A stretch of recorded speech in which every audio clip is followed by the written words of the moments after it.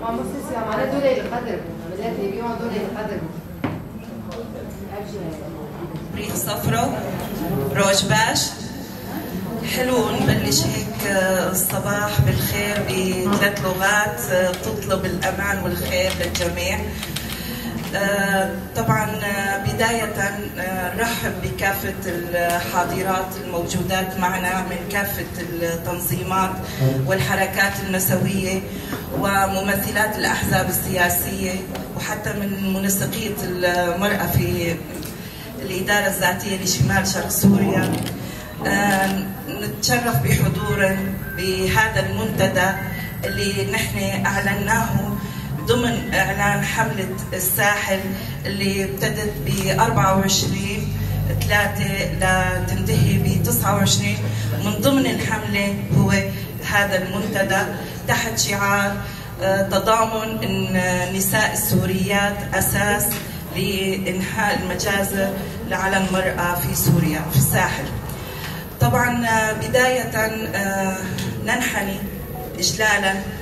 ولكل الدماء اللي ذرفت على هاي الأرض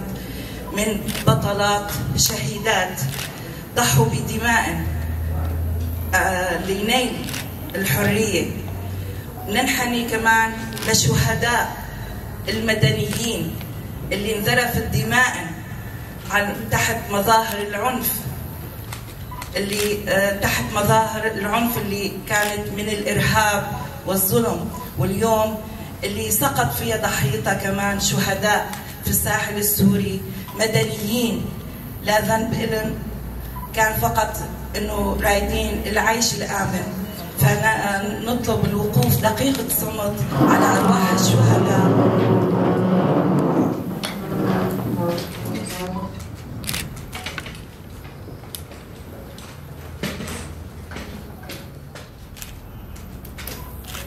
شهداؤنا هم شعب كالموج الهائج الذي عكر صفو هذا النصر التاريخي لشعب عانى لسنين من القهر واستبداد النظام الحاكم، ليفاجأ بأنه أمام بداية جديدة من دائرة الظلم التي ستدور وتستهدف هذه المرة الساحل السوري ذو الغالبية العلوية، والتي شهدت في الفترة الأخيرة تصاعد أعمال العنف والإجرام والقتل الطائفي، مما أدى لمقتل الآلاف جلهم من النساء والأطفال على أيدي مقاتلي أجانب يتبعون لفصائل كانت قد انضوت تحت وزارة الدفاع التي شكلتها الحكومة المؤقتة، حيث اضطر مئات العائلات اللجوء إلى قاعدة حميميم والالتجاء إلى القوات الروسية لحمايتهم من بطش أولئك المرتزقة الذين لم يسلم منهم من إجرامهم لا البشر ولا الحجر. ففي مرحلة تاريخية تعيشها سوريا كانت يجب أن يتصدر فيها الانتقال السياسي والتعايش السلمي، المشهد الراهن لبناء مستقبل مزهر في سوريا. لكن ما حدث هو تزايد الصراع وأعمال العنف والقتل الطائفي الذي نالت النساء فيه النصيب الأكبر. ففي الساحل السوري تعرضت النساء للعديد من الانتهاكات اللا إنسانية حسب ادعاءات شهود وصفت ما حدث بالمروع، حيث أجبرت النساء على السير عاريات وقتلنا بكل دم بارد، كما تعرضنا للعمليات اختطاف وضرب وتعذيب واغتصاب، بالإضافة لقتل أولادهن وأزواجهن أمام أعينهن على يد فصائل ما تسمى فرقة سليمان شاه وفرقة الحمزات والعمشات. هذه الفصائل المدعومة من قبل الدولة التركية والتي سجل بحقها سابقا إدانات واسعة لما ارتكبوه من انتهاكات مارسوها بحق النساء في المناطق المحتلة وخاصة شنغال وعفرين، التي شهدت تسجيل عدد كبير من الجرائم التي طالت النساء على غرار ما أصاب نساء الساحل، حيث يتم التركيز بشكل كبير على كسر النساء وتحطيم جهودهم في الانقلاب على النظام القائم وخلق نظام ديمقراطي تشارك به كافة فئات المجتمع مع بعض بصوت واحد. طبعا يعني عن الإعلان الدستوري، لكن في عنا كمان أصوات اللي شفناها عشناها، وكنا دائما نظهر مخاوفنا وننظم حالنا على هالسبيل، بس للأسف السوري بمحافظاته بمكوناته ما كانوا على المستوى من التنظيم. هلا بداية الأحداث أو التصعيد الأخير والأحداث المستجدات السياسية لما ظهرت وصعود يعني جماعات جهادية سلفية، دائما نحن كحركات وتنظيمات نسائية بشمال وشرق سوريا كنا نحكي ونطالب ونظهر مخاوفنا انه هي جماعات جهادية ولهم تاريخ مخيف بالفعل، لأنه المجتمع الدولي دائما كان بيعطي الفرصة لعل وعسى أنه يتغيروا، ونحن استنينا التغيير. اليوم أحكي أنه الحكومة الجديدة فشلت بالتغيير فشل ذريع، وأثبتت أنه مخاوفنا كانت بمكانها، لأنه يعني الخطاب التكفيري والجهادي وعلى يعني بالمساجد نداء وانطلاق نداء حي على الجهاد على الشعب السوري نفسه بنفسه. يعني الوزارات أو الإدارات من الحكومة الجديدة لما تعطي الخطاب على أساس الأكثرية والأقلية وخطاب تحريضي، الممنهج اللي كان هي الشهرين السابقات كان الأرضية لقيام هالإبادة. فأنا أطالب يعني من هالمنطقة يعني كتوصيات أنه المجتمع الدولي يحدد موقفه من هالجماعات التكفيرية. نبلش بأول إعادة الذاكرة للكل الموجودين ضمن هاي القاعة، بما أنه الكل من المكونات الثلاثة اليوم قاعدين ضمن هاي القاعة. المكون السرياني العاشوري شهر نيسان في ذكرى إبادة السيفو اللي تم خلاله إبادة أكثر من 1.5 مليون من المكون السرياني والأرمني. نحن ككرد موجودين ضمن هاي القاعة في التاريخ القديم عشنا إبادة ضمن شنغال، عشنا إبادات ضمن المناطق المحتلة،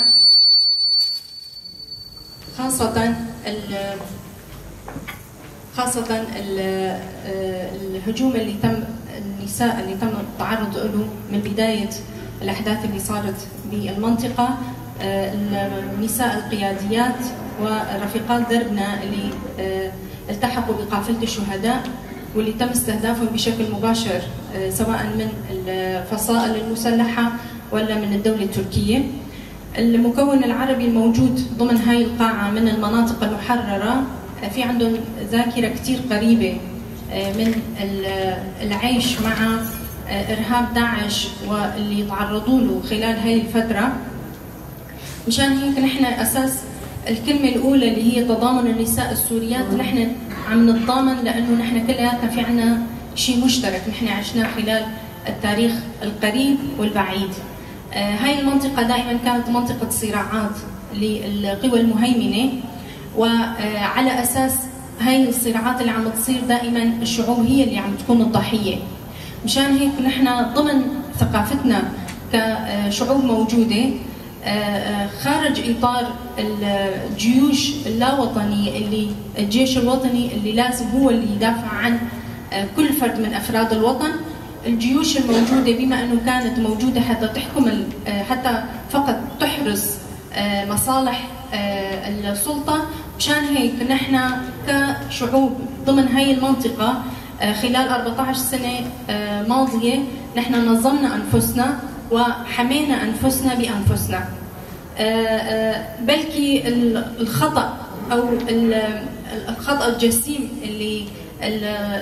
الناس الموجودة بالساحل هو هذا الخطأ، أنه نحن دائما عم ننتظر طرف آخر حتى يجي ويحمينا ويحمي يحمي وجودنا ويحمي مصالحنا. ولكن نحن مع الأسف بتجارب مؤلمة تعلمنا أنه نحن لازم دائما نحمي حالنا بحالنا وننظم أنفسنا حتى نقدر نحافظ على حق الحياة اللي نحن اليوم عم نناقش عليه، الذي صدر في 13 آذار 2025. بداية، ما هو الإعلان الدستوري؟ يعتبر الإعلان الدستوري بمثابة دستور مصغر يتم إصداره في حالات تمر فيها الدولة بظروف استثنائية لأجل تنظيم المرحلة الانتقالية المؤقتة والانتقال من الحالة السياسية والاجتماعية والفلسفية التي كانت تنظم في السابق، بهدف وضع أسس جديدة تحكم المجتمع في المرحلة الانتقالية إلى حين التوصل لدستور دائم يحقق الاستقرار المؤسسي للدولة، وهو يختلف عن الدستور الدائم الذي يتم إصداره في مرحلة استقرار الدولة بعد الانتهاء من المرحلة الانتقالية. بعد مرور 54 سنة للحكم الدكتاتوري و14 عاما من حرب مدمرة شنها نظام الأسد على الشعب السوري، جاء الإعلان الدستوري في مرحلة صعبة تمر بها سوريا، حيث جاء بعد أعمال عنف دامية في الساحل السوري، والتي راح ضحيتها أكثر من 1500 مدني أغلبهم من النساء والأطفال من الطائفة العلوية بحسب المرصد السوري لحقوق الإنسان. وفور صدوره أثار هذا الإعلان جدلا واسعا ومخافة كبيرة لدى غالبية الشعب السوري، حيث أنه لم يحظى بإجماع السوريين، وفتح فصلا جديدا من الجدل في سوريا، إذ ينقسم الموقف بين من يرى فيه فرصة للاستقرار وبين من يعتبره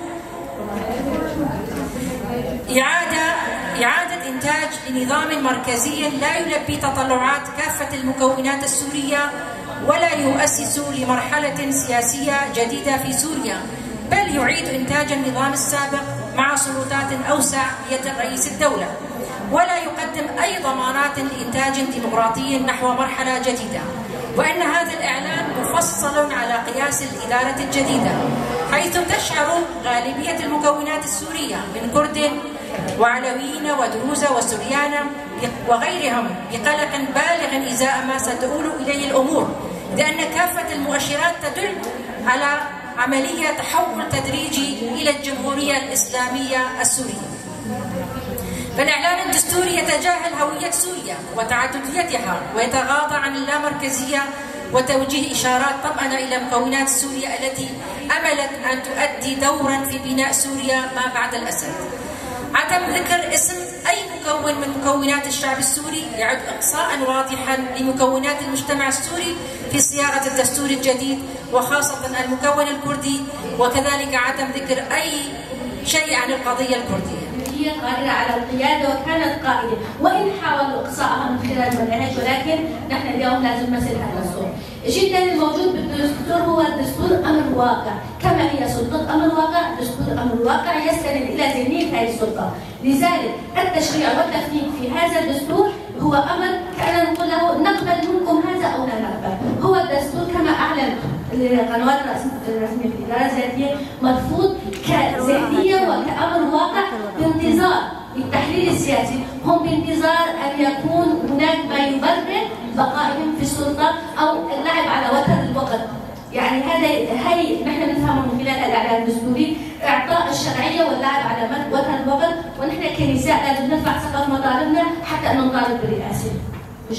تعيد إلى أذهاننا ما حدث خلال سنوات الحرب السورية وإلى متى. كنا بهفقة جني رجاوادا جني خباتكار جني خادي كهد ظروف اجتماع براسي جزكال كي جيز كيف خوشم وبتهيبتي جيكي الولاط ما في شبكة وبتدى نفس السنين جمرة بابويا وبتهيبت وكا جني يزيدي براسي جي أجي جنك يزيدي خباتكار السيوارة مدرسة جني يزيدي لألمانيا تحضر شاردا وما هي كيس أزيا ملقون هاتيا أباكرين كونفرنس أخويا كامل ملدار خستيا جوي شافي حتى إيرو يعني فرمانجي بسرمادات أمكار وخباتي خوا كيجنكين إيرو جيكي